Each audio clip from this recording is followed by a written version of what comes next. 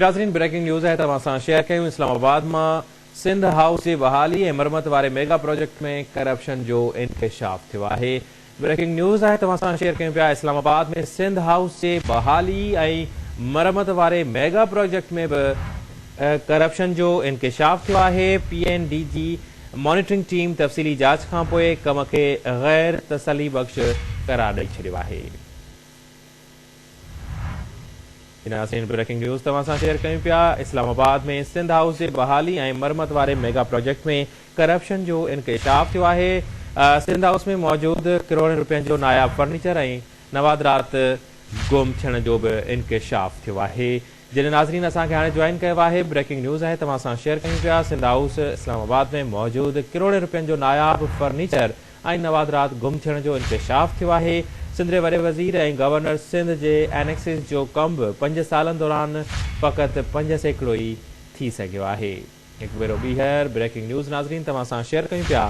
Sindh house के बहाली और मरम्मत वाले मेगा प्रोजेक्ट में करप्शन जो इंकशाफ थियो आहे। बिल्डिंग्स खाते के चीफ इंजीनियर लैब्स थींदड़ करोड़ रुपया गैर कानूनी तौर पर खर्च करण लाइ लेटर जारी किया है। 50 करोड़ रुपयनि वाले प्रोजेक्ट की बजट 5 सालन दौरान 2 भेरा रिवाइज़ करण जो पिण इंकशाफ थियो आहे। इन वाले तफ़सील मालूम कंदासीं।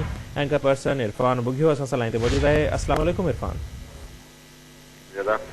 इरफान, छा तफ़सील आहिनि सिंध हाउस इस्लामाबाद की बहाली और मरम्मत वाले मेगा प्रोजेक्ट में करप्शन जो इंकशाफ थियो आहे? कहिड़ा तफ़सील आहिनि नवां वठण वाले सां?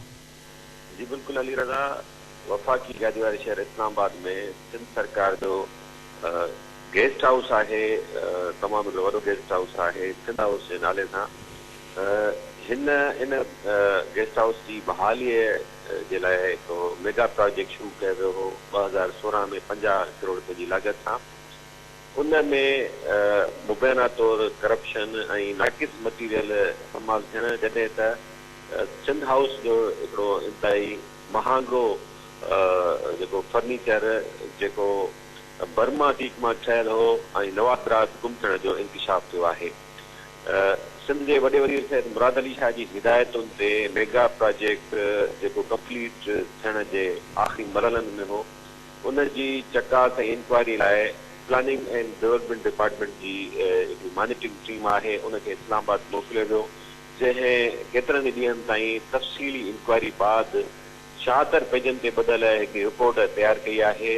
जेका रिपोर्ट आवाज़ TV न्यूज़ के हथ आई है, जे मूजिब इन मेगा प्रोजेक्ट में केतरियूं घुबियूं हयूं वयूं, गॾोगॾु इंतहाई महांगे सामान जा अघ वसूल करे गैर मयारी सस्तो सामान फराम किया वियो, जॾहिं त केतरनि ई जायुनि ते नाकिस मटीरियल इस्तेमाल किया वियो, गैर मयारी कमु कयो वियो।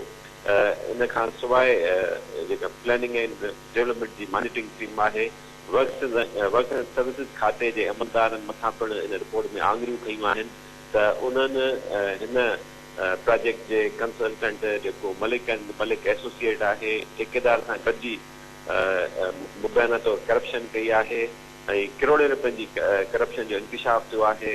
फर्नीचर गुम किया वियो है। सिंध हाउस की बहाली मरम्मती कम के इन मेगा प्रोजेक्ट में केतरियूं घुबियूं हयूं वयूं, मुबैना तौर करप्शन करे नाकिस मटीरियल इस्तेमाल किया वियो।